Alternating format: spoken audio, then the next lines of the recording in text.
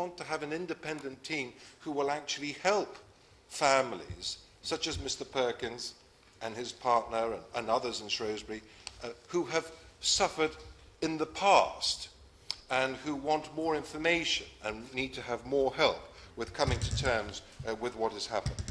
They also, Mr. Howarth, believe that greater transparency needs to take place with regards to paperwork when it comes to cremations.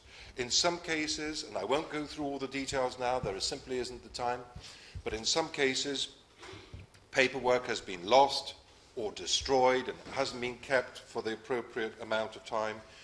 I'd be very grateful if the Minister could give us an update on how we are potentially going to update legislation and regulations for crematoria to make sure that issues to do with paperwork and all these other matters are updated. Because my understanding is, the Minister may correct me if I'm wrong, my understanding is there has not been legislation on the running of crematoria for a very long time.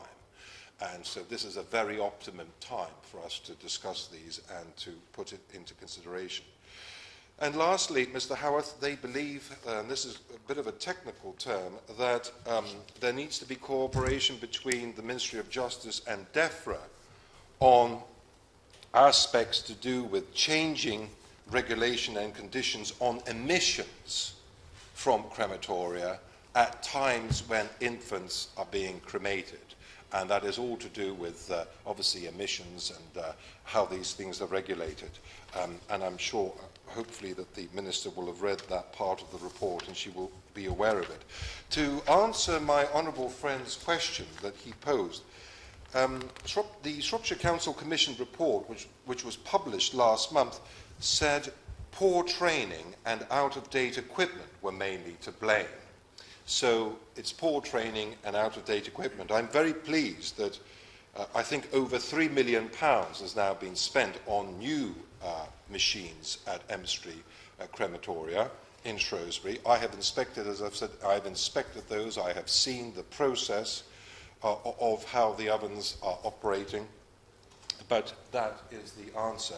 So, and I very much hope that this tragedy will ensure that councils up and down our country, whether they are run by the co-op or by the councils themselves, that training for staff is reinvigorated and that all councils and all areas are supervised to make sure that they are investing in the appropriate amount of time and money in bringing new equipment to the fore.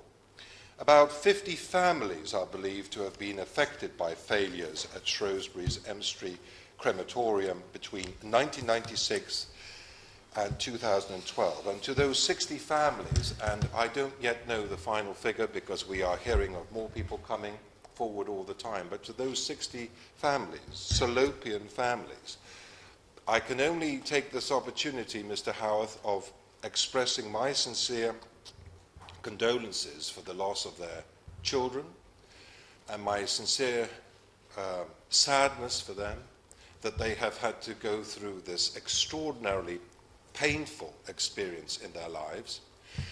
And having spoken to them, their main goal is to make sure that this sort of travesty does not happen again, so that no other family in England has to go through what they went through.